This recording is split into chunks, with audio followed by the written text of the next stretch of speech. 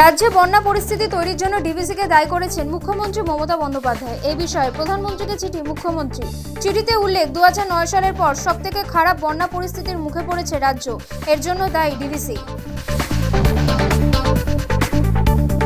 CBI পর এবার ইডির মামলায় জামিন অনুব্রত মণ্ডলের। শুক্রবার বিকেলে দিল্লির রাউস অ্যাভিনিউ কোর্টে গরু পাচার মামলার বিচারক তার জামিন মঞ্জুর করেন।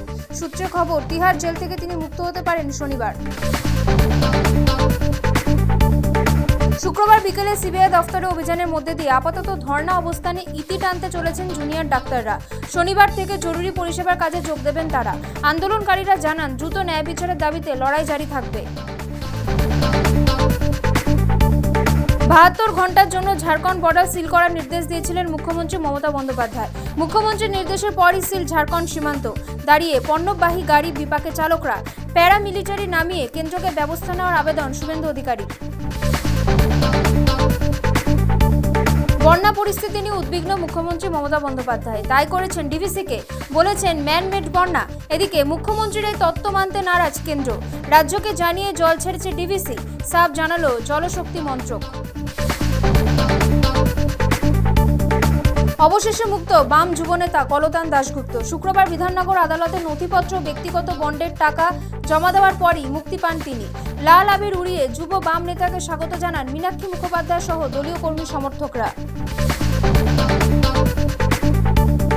রেশন দুর্নীতি মামলায় পুলিশি তদন্তে আগেই নিষেধাজ্ঞা জারি করেছিল কলকাতা হাইকোর্ট। সেই সময়সীমা এবার আরও বাড়ল।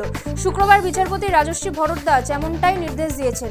আপাতত রাজ্যের হাতে যে মামলা আছে, আগামী 31শে ডিসেম্বর পর্যন্ত তদন্ত করতে পারবে না পুলিশ। মামলার শুনানি হবে আগামী 7ই অক্টোবর। ইডির আর্জি খারিজ, সুপ্রিম নির্দেশের স্বস্তিতে মন্ত্রী মলয় ঘটক। কয়লা পাচার মামলায় তাকে দিল্লিতে ডেকে জিজ্ঞাসাবাদ করতে পারবে না ইডি, সাফ জানিয়ে দিল সুপ্রিম কোর্টের প্রধান বিচারপতি ডিওয়াই চন্দ্রচূড়ের বেঞ্চ।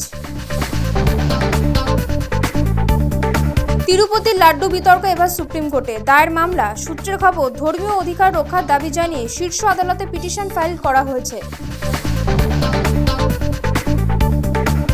মাওবাদকে শেষ করতে টার্গেট বেঁধে দিয়েছেন কেন্দ্রীয় স্বরাষ্ট্রমন্ত্রী অমিত শাহ।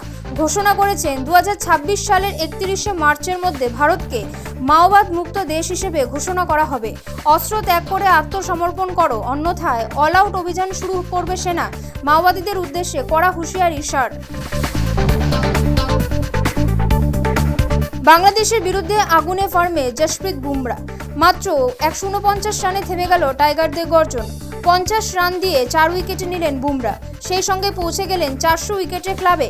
দশম ভারতীয় বোলার হিসেবে কৃতিত্ব গড়লেন তিনি। পেসারদের মধ্যে বুমরা আছেন ষষ্ঠ স্থানে।